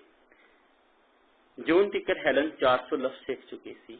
एनी ने एनेग्नस ਨੂੰ खत लिखिया ते हैलन ਦੀ ਸਿੱਖਣ ਕਾਬਲੀਅਤ ਬਾਰੇ ਦੱਸਿਆ। एनेग्नस ने बोस्टन अखबार ਨੂੰ हैलन बारे दस्सिया। अखबार ने उस बारे फीचर छापिया। पढ़नहार उस दौरे ते नबीना प्यारे बच्चे बारे बहुत कुछ जानना चाहते सन ते जो ज़हीन भी सी। हैलन की उम्र के बच्चे लिख पढ़ सकते सन। एनी ने फैसला किया कि हैलन ਨੂੰ भी लिखना पढ़ना सिखाया जाएगा। एनी हैलन वास्ते किताबां पढ़ती। वो इंज किवें करदी कि सारी किताब हैलन के हत्थां नाल हिजे कर कर पढ़ती। हैलन की दुनिया परियां दी कहानियां नाल भर गई, जिहदे विच हीरो या बदमाश मनफी किरदार, बड़े बड़े यादगार हीरो ते कई मन कड़त कहानियां भी सन। एनी ने हैलन ਨੂੰ लिखना सिखाया। उसने लकड़ी का एक वड्डा तख्ता लिया ते उस उत्ते कट ला के कागज उत्ते रख के बारीक कट नाल सिखाया जांदा। हैलन ने फिर पेंसिल पढ़ना सिखाई। इंज नबीना लोकां नूं लिखना सिखाया जाता है। हैलन ने बड़ी जल्दी सीख लिया। उसने ब्रेल भी सीख लिया। ब्रेल नबीना लोकां नूं लिखना सिखावन दा एक तरीका है। एक खास किस्म के कागज उत्ते लोहे दे किल नाल जो क्रोशिए वर्गा हुंदा है, उस नाल चबो के लिखिया जाता है। जल्दी ही ब्रेल किताबां वो आप ही पढ़ सकती सी ते हुण हैलन वास्ते नवी दुनिया खुल गई। हैलन की जिंदगी हुण ज्यादा खुशगवार हो गई, पर हाले भी वो गुस्से वाली रही। हैलन जदों बदमजाज हो जाती, उसने अपने वास्ते एक नां रखिया होया सी। वो अपने आप नूं भूत आखदी। पर उसका गुस्सा हौली हौली घटदा गया। हैलन नूं हुण अपनी निक्की भैन मैल्ड्रेड नाल खेडना चंगा लगदा। हैलन का दिमाग सीखण नूं ते उसका दिल मुहब्बत करन नूं आजाद सी। एनेग्नस ने एनी नूं आखिया कि हैलन बारे अखबार विच लिखे। रातां नूं जदों एनी लिखण वाले डेस्क सामने बैठती, हैलन बड़ी खामोशी नाल उसदे कोल बह जांदी। एनी परकंस दे नबीना बालां नूं खत लिखती। 4 महीने पहला कोई भी इस खामोश मंजर बारे सोच भी नहीं सकता। एनेग्नस ने एनी ते हैलन बारे कहानियां लोकां नाल सांझियां कीता। बोस्टन अखबारां ने होर भी अनेकां कहानियां उन्हां बारे छापियां ते हैरान कर देने वाली बालड़ी का लकब उस अखबारां राहीं हैलन नूं दे दिता। पढ़न वाले उस बारे ज्यादा तो ज्यादा जानना चाहते सन। कईयां नूं कहानी दे सच होने बारे शक भी होने लगा। फिर भी हैलन मशहूर होंदी जा रही सी। शमाल विच वधदी शोहरत तो बेखबर एनी ते हैलन अपने अपने सबक याद करते रहे। क्रिसमस आवन वाला वेला लंघ गया। यह पहली बारी सी कि हैलन नूं छुट्टियां समझ विच आईयां ते ओह इन्हां दा पूरा मान लेना चाहती सी। हैलन ते एनी क्रिसमस कहानियां पढ़दे। उन्होंने अपनियां कहानियां बनाईयां। हैलन छुट्टियां दे मजे विच गवाच गई। उसनूं तोहफे देना ते तोहफे बनाना पसंद सी ते फिर उस तोहफे बारे जानन लई कुछ इशारे भी कर लैंदी। कैलर परिवार नूं इन्हां छुट्टियां दा शुक्रगुजार होना चाहिदा सी ते एनी नूं भी, जिस नूं अखीर एक घर मिल गया। 1888 नूं नवां वरा नवीं उम्मीदां नाल भरिया होया आया। हैलन 8 वरियां दी हो गई, पर इस तो भी वध अहम है कि वह इस वरे अपना घर छड्ड देवेगी। हैलन हुण परकंस जाना चाहती है ते एनी उस नूं उत्थे ले जाना चाहती है। हैलन नूं उस टूर ते जाण लई तैयार करना सी। एनी ते हैलन होर मेहनत नाल अपने सबक याद कर रहे सन। मिसिस कैलर परेशान सी कि हैलन उस नूं धकेल रही सी। हैलन अक्सर थक जावन लगी। वो एनी नाल गल करती, पर एनी आखदी कि उस नूं ढिला नहीं होण देगी। हैलन आराम करना नहीं सी चाहती। हाले सीखण वास्ते बहुत कुछ पिया। मई 1888 हैलन जावन वास्ते तैयार सी, पर एक अजीब गल हुई जिस नाल उन्हां नूं अपना मनसूबा बदलना पिया। हैलन ते एनी नूं सदर ग्रूवर क्लीवलैंड ने व्हाइट हाउस बुलाया। बहुत सारे लोकां दी तरह सदर भी हैलन दे इन्ना कुछ करन ते हैरान रह गया। बहुत ज्यादा लोग सोचते ने कि नबीना लोग हमेशा बेसहारा ही रहणगे, कुछ तो यह भी सोचते ने कि वह वेख के सुन नहीं सकते, ਤਾਂ ਉਹ ਜ਼ਹੀਨ भी नहीं हो सकते। हेलन ने सदर के सामने साबित कर दिता कि वो लोग गलत ने ते गलत ही सोचते हैं। डीसी वाशिंगटन तो एनी ते हेलन नाल रेल गड्डी ते बह के बोस्टन जा पड़े। परकंस अपड़ के हेलन कैलर एक अधखड़ उम्र के बंदे लौरा ब्रिजमैन नाल जा मिली। यह मुलाकात बहुत मायूसी भरी हुई। लौरा ने सोचा कि हेलन कैलर एक माही मुंडे वांगे। हेलन काफी हद तक एक माही मुंडे वांग सी। वो फर्श उत्ते बह गई। लौरा ने इस गल नूं ना मन्निया। हेलन जदों जान लगी तो उन्होंने चुक के उसनूं चुमिया ते ओदे पैर दी अंगूठे उपर पैर रख दिता। लौरा दर्द नाल चीखिया। हेलन एक पैड़ी स्कूल जाने वाली कुड़ी वांग महसूस करन लग पई। कुछ लोग सोचते सन कि हेलन बहुत उची हस्ती है, पर एनी इस गल नाल मुतफिक नहीं सी। ਉਹਨੂੰ पता सी कि हेलन का जीवन खुशियां भरिया है। एनी चाहती सी कि हेलन अपने जीवन को काबू विच रखे ते खामोशी नाल शैवां दे आप विच ही कुछ होर दा होर होने वास्ते इंतजार ना करे। परकंस ते मुड़ नींह पत्थर वेले हेलन ने अपने विचार साझे किए। यह एक बहुत अहम वाकया सी। बोस्टन के अखबारों ने स्कूलों के बारे कई कहानियां लिखियां ते स्कूल विच पढ़न वाले बालों के बारे भी कहानियां लिखियां जिन्होंने इत्थों पढ़ाई की सी। उचीचे से अमीर लोग इस वास्ते की तकरीब विच भी आए। मौजिस दा गवर्नर भी उत्थे ही मौजूद सी। शाजिंदियां ने साग बजाया। 10 मुंडियां ने विखाया कि किवें वो रियाज कर सकते हैं ते फिर हेलन दी वारी। हेलन बड़े सब्र तहम्मुल नाल प्लेटफार्म ते बैठी अपनी वारी का इंतजार करन लगी। इंतजार दी घड़ियां विच वो अपने हासे नाल चानन खिलार रही सी। वो इकट्ठ दे अंदर दे जज्बे की शिद्दत ते ताकत नूं जिवें महसूस कर रही होवे। हेलन ने पंछियां पखेरवां बारे एक नज़म सुनाई। एनी हेलन दे अखरां नूं सुनन वालियां तिकर अपरांधी त्या सुनन वाले जिवें जादू दे असर विच जा पड़ते। जदों स्कूल गरमाई छुट्टियां वास्ते बंद होया तां हेलन ते एनी कैप कॉर्ड नां दे इलाके विच आ गए। जीवन विच पहली बारी हेलन ने समुंदर विच तैरना शुरू किया।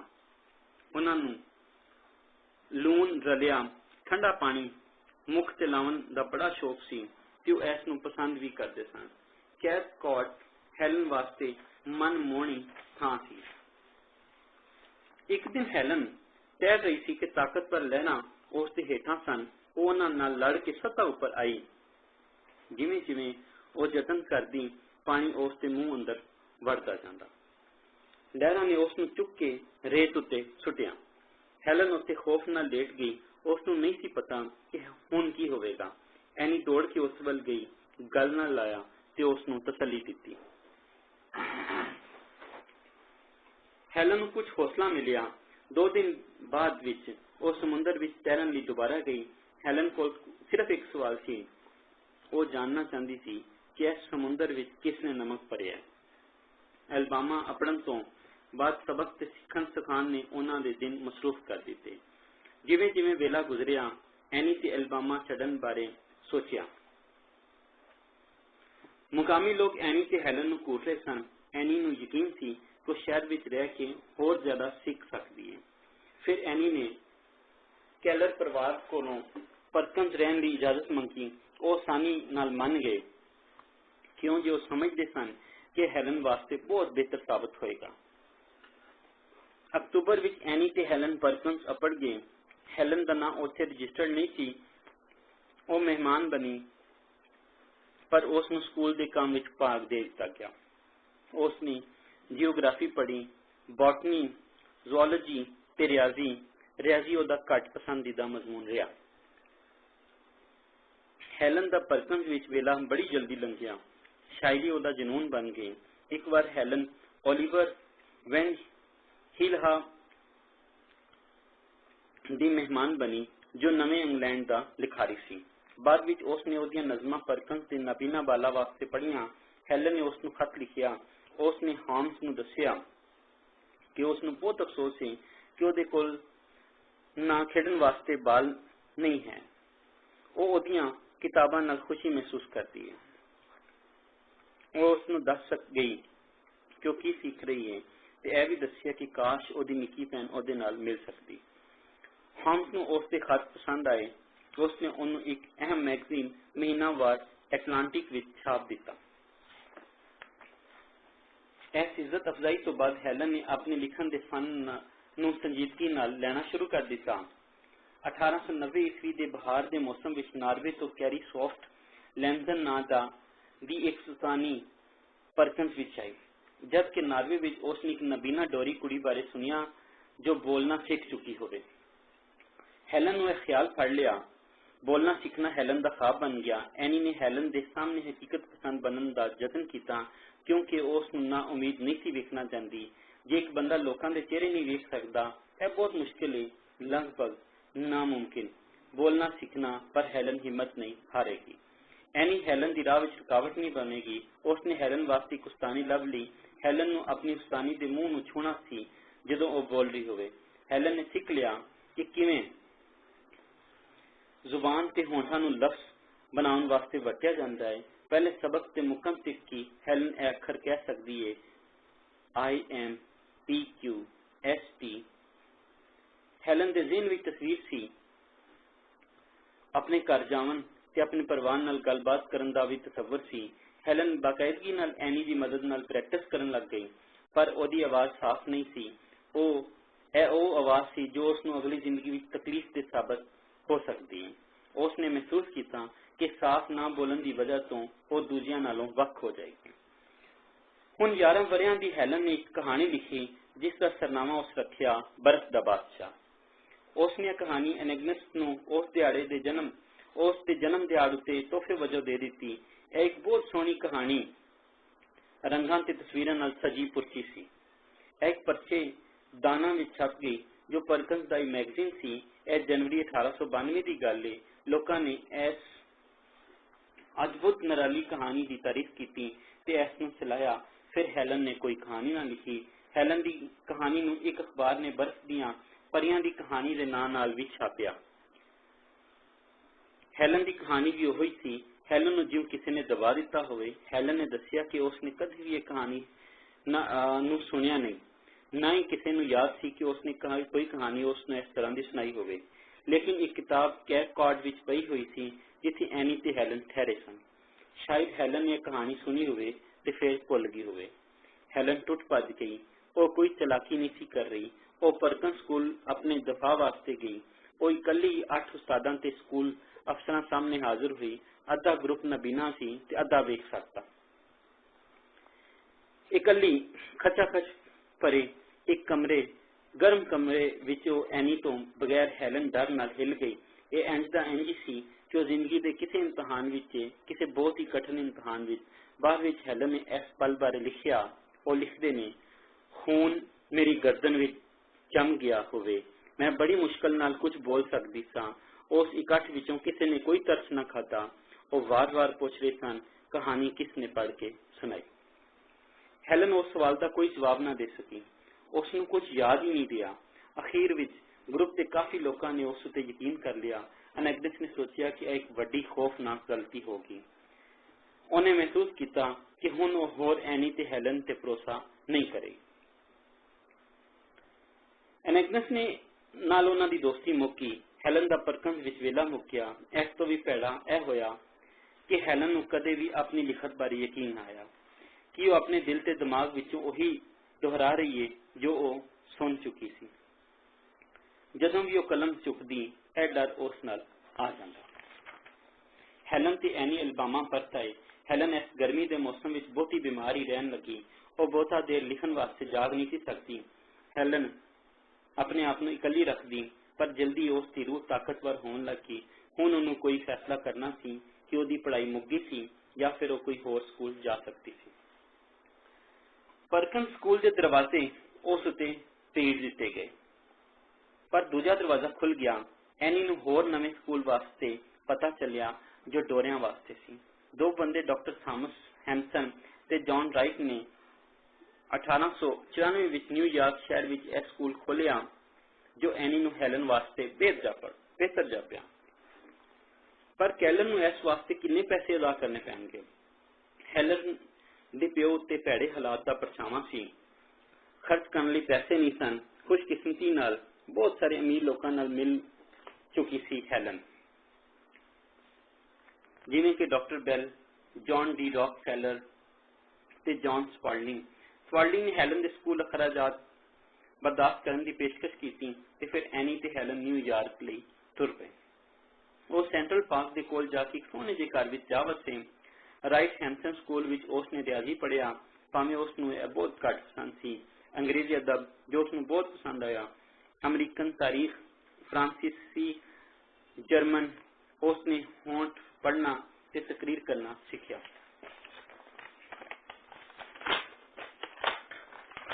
ਹੈਲਨ ਦੀ ਸ਼ੋਹਰਤ ਹਰ ਥਾਂ ਤੇ ਫੈਲ ਗਈ।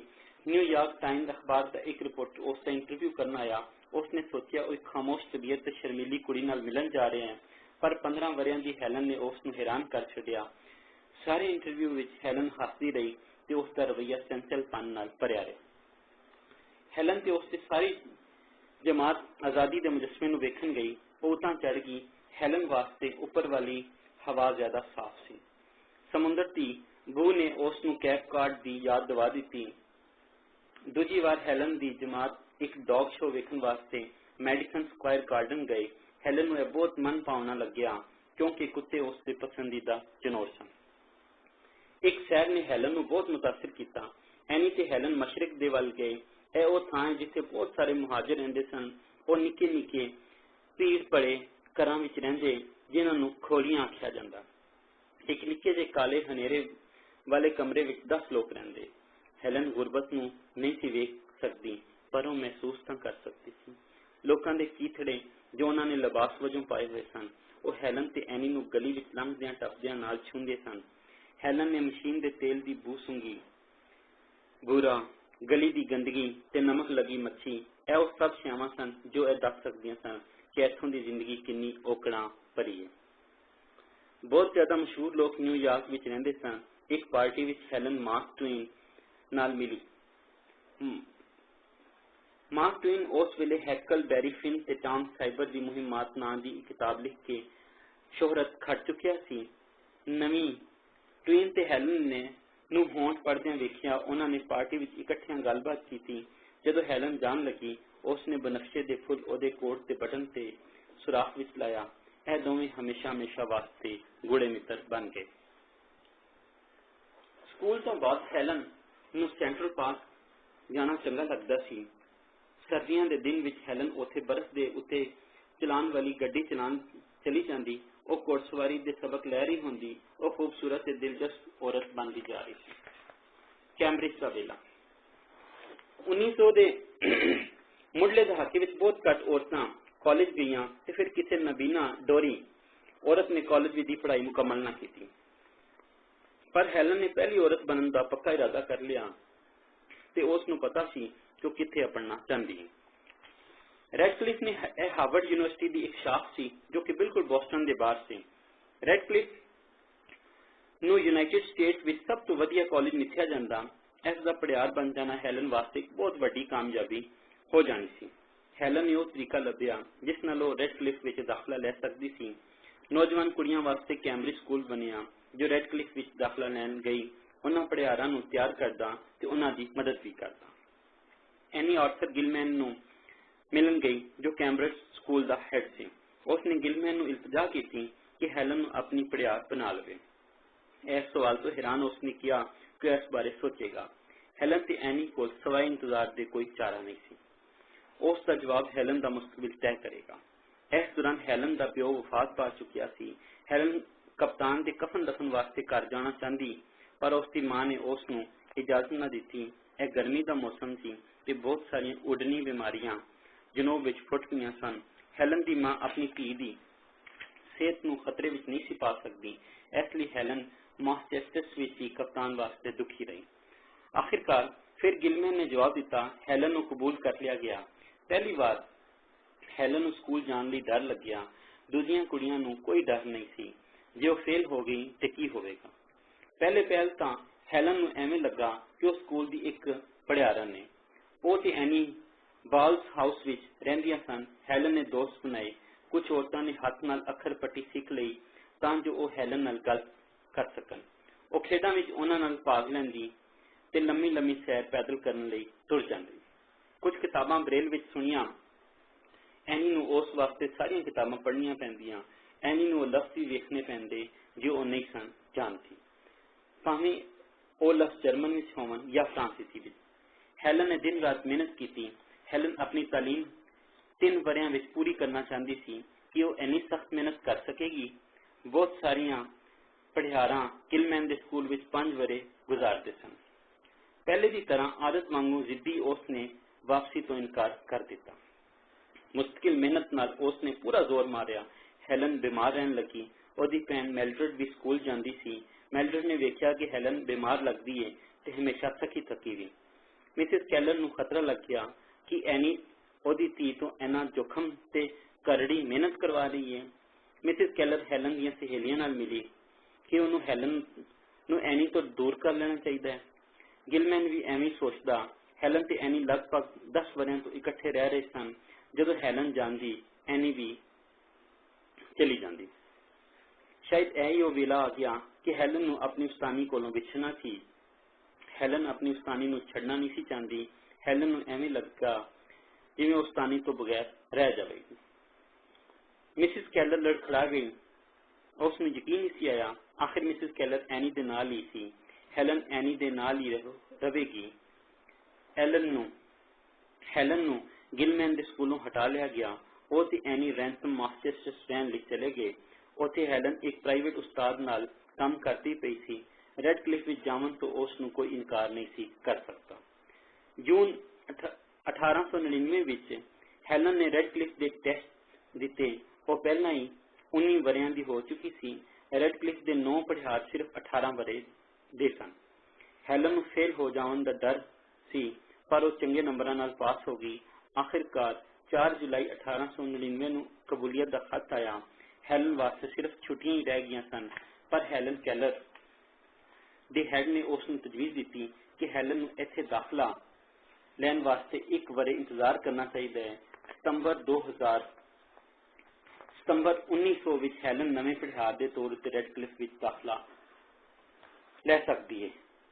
ज़हन दी हैरानकुन धरती विच हैलन ने आखिया, मैनू भी दूजियां वांग आज़ादी दा अलमबरदार होना चाहिए है। आखिर हैलन दा ख्वाब सच बन गया ते हैलन कैलर्स ने अपने कॉलेज के वरे लगाना शुरू किए। कैम्ब्रिज स्कूल वांग ही ओकड़ा भरिया रेडक्लिफ उसनूं नामुमकिन लग्या। हुण बहुता वेला नहीं सी बचिया। एनी हैलन दे हत्थां विच लैक्चर हिजे तोड़ जोड़ करदी। एनी हैलन वास्ते दरसी किताबां पढ़दी। इंज लगा जिवें वो हवा चक्की उत्ते बैठे होण। आराम वास्ते कोई वेला नहीं सी, या फिर हैलन नूं पिछे धकेल दिता जाना सी। इंज उसकी पढ़ाई खतरे विच पै जांदी। एक होर मसला यह होया कि हैलन इकलापा महसूस करन लगी। वो ते एनी कैंपस के एक निक्के जे घर विच रहिंदियां हैलन दीयां क्लासां वालियां कुड़ियां दे कमरियां तो दूर सी। कुड़ियां दोस्ताना रवैया रखदियां सन, पर बहुत सारियां नूं नहीं सी पता कि हैलन दे इर्द गिर्द किवें दा रद्द अमल करना है। दूजियां नूं यह करना अजीब लगदा क्योंकि हैलन बहुत मशहूर हो चुकी सी। इसलिए तेजी नाल हाथ मिला के वो तितर हो जाती। और हैलन हर वेले कामां विच मसरूफ रहिंदी। उस कोल खेडन सोचन ते दिन विच ख्वाब वेखण दा कोई वेला नहीं सी। उहदे कोल एक पर्चा तैयार करन वास्ते हुंदा, एक लैक्चर नूं याद करना हुंदा या फिर टेस्ट देण दी तैयारी करनी हुंदी। हैलन दे कॉलेज दा पहला साल औखियाई भरिया ते इकलापे वाला रहा। अगले वरे हैलन ने मजमून लिखना शुरू कर दिते। यह मजमून उसके जीवन बारे कहानियां सन। शमानी संसार मैगजीन के एक एडिटर ने इन्हां कहानियां बारे सुनिया। उसने हैलन कोलों पूछा कि वह मैगजीन विच उहदे मजमून भी छाप सकता है। उसने हैलन नूं $3000 की पेशकश की। हैलन वास्ते खुशी भरी गल हुई। यह काफी वड्डी रकम सी। हैलन मन गई। इंज उसने मेरे जीवन की कहानी उत्ते काम शुरू किया। हर महीने यह मैगजीन हैलन की कहानी का नवा बाब छापन लगा। पहला मजमून बहुत वधिया लग्या, लेकिन हैलन ने दूजा बाब थोड़ी देर विच दिता। कहानी काफी लम्मी सी। हैलन ते एनी दोवां नूं नहीं सी आंदा कि किवें एडिट कर दे। वो हुण की करन।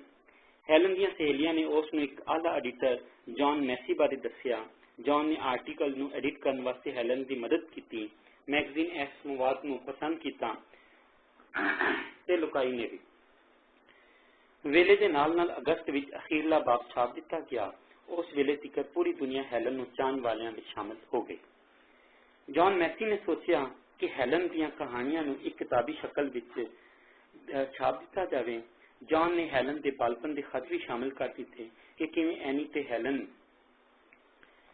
एनी ने हैलन नूं सिखाया।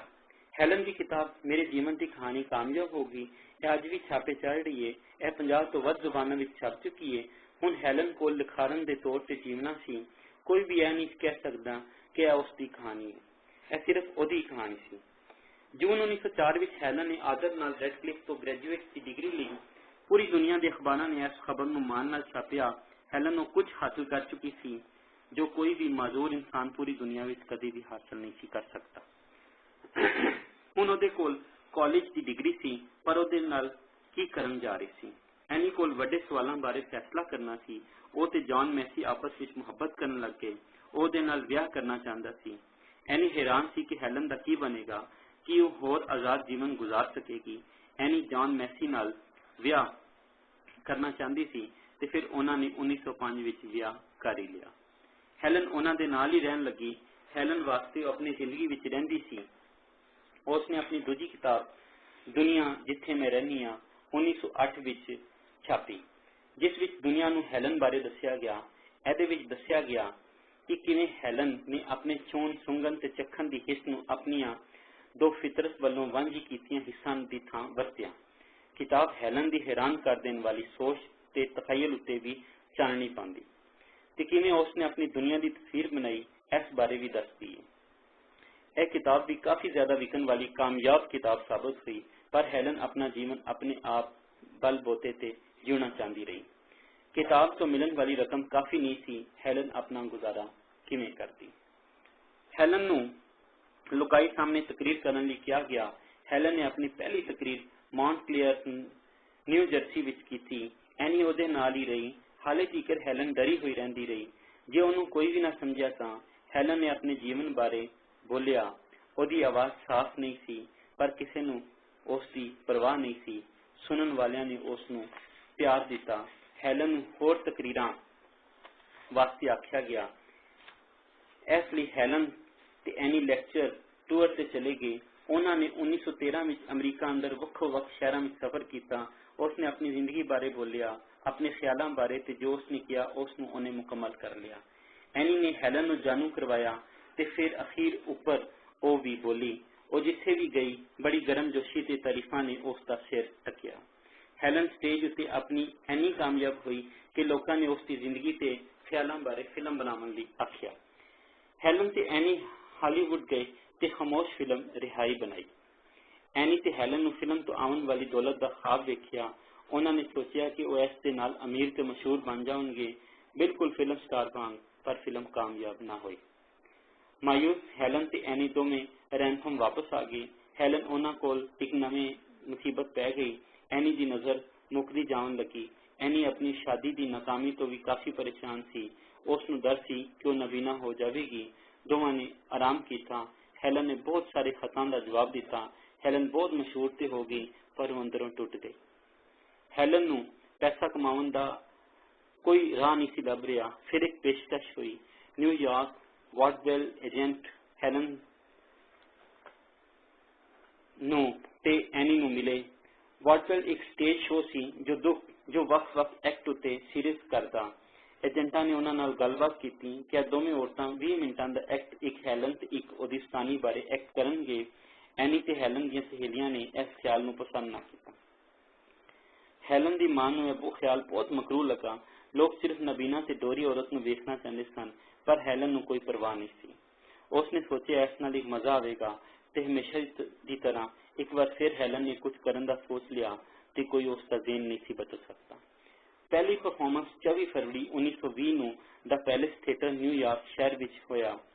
उस्तानी एक्ट दा मुड बजिया। अपने आयरिश लहजे विच उसने दसिया कि उसने पहले किस तरह हैलन नूं सिखाया।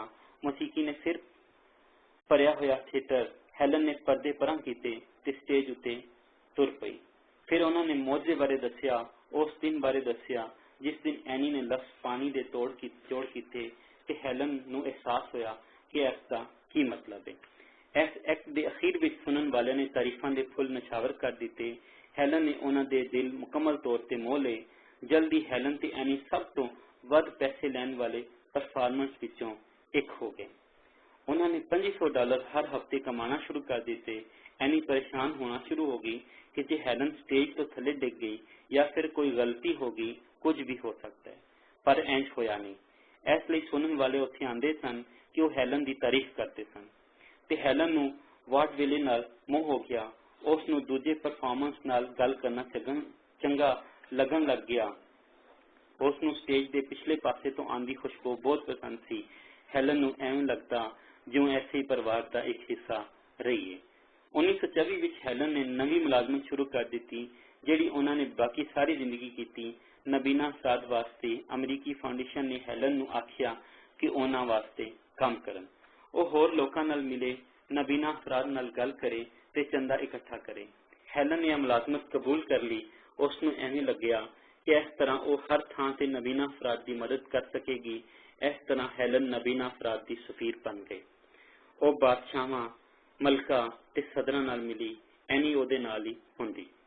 1925 विच हैलन ने दूजी किताब लिखण वास्ते एक वरे दा वेला लिया। हैलन नूं आखिया गया कि अपनी जिंदगी के ताज़ा तरीन वाकियात लिख के देवे। उसने रेडक्लिफ विच गुजारे अपने वेले नूं मौजू बनाया। नबीना अफराद वास्ते फाउंडेशन ते अपनी जिंदगी के सारे लोगों नूं मौजू बनाया। 1929 विच मंझधार छापे चढ़ी। यह भी कामयाबी नाल बहुत ज्यादा विकन वाली किताब साबित हुई। 1929 का ही वरा थी जदों स्टॉक मार्केट तबाह हो गई, मुआशी मंदी बड़े पैमाने ते खिलर गई। एनी बीमार रहन लगी, ओदी वेखण दी ताकत विगड़ती जावन लगी। बाद विच वो बिल्कुल ही नबीना हो गई। हैलन का दिल टुट गया। उसने यकीनी तौर पर एवें किया कि उस्तानी की पूरी तरह देखभाल की। एनी की थां ते एक सैकटरी जिसका नाम पॉली थॉमसन सी, उसनूं रख लिया गया। फिर 1936 विच एनी सलमान की वफात हो गई। लगभग 50 वरे तक ओदी उस्तानी हैलन की जीवन का मरकज रही। कि हैलन उसके बगैर रह सकेगी। बहुत ज्यादा लोग सोचन लगे कि हैलन तबाह हो जाएगी, पर इंज ना होया। ਉਹਦੇ दिल विच ਉਹਨੂੰ पता सी कि उसने अगां जाना है। वो दुनिया तो दूर नहीं सी जा सकती। उस्तानी कदे इंज नहीं सी चाहती। इसलिए हैलन ने पोली की मदद नाल अपना काम जारी रखा। हैलन फाउंडेशन वास्ते बोलती रही। वो सदर फ्रैंकलिन नाल मिली जिसनूं पोलियो सी। ਉਹਦੀਆਂ ਲੱਤਾਂ ਤੇ जोड़ जवाब दे गए सन ते वो व्हील चेयर से तुरदा फिरदा। दोवां ने साबित किया कि लोग शदीद किस्म के वजलपन तो छुटकारा पा सकते हैं ते वड्डियां शैवां नाल मुकाम हासिल कर सकते हैं। हैलन ने नबीना अफराद की मदद वास्ते कानून पास कराने लई काम किया। नबीना अफराद तालीम ते मुलाजमत वास्ते तरबियत हासिल करने लई माली मदद हासिल करन लगे। चंदे दिते जावन लगे तां जो बोलन वालियां किताबां लुकाई दियां लाइब्रेरियां विच रखियां जावन। यह कानून नबीना अफराद नूं आज़ादी नाल जीवन गुजारन लई मददगार साबित होवेगा। 1930 के दहाके विच हैलन ने जापान का सफर किया। जापानी लोगों ने हैलन कैलर बारे जानिया, पर बहुत सारिਆਂ ने उन्हां बारे कहानियां ते यकीन न किया। जापान विच नबीना अफराद नाल बहुत भैड़ा वर्तारा किया जाता है। वो वाजबी जी तालीम से सरकारी मदद हासिल करते हैं। हैलन के इस सफर ने सब बदल दिता। यह जानदियां होया कि हैलन कुत्तियां नाल प्यार करती है। जापानी लोगों ने उन्होंने एक खूबसूरत अकीता नां दा कुत्ता दिता। यह तोहफा यह दर्शाता है कि हैलन नूं कितना आदर देंदे ने। हैलन फिर अपने देश वापस आ गई।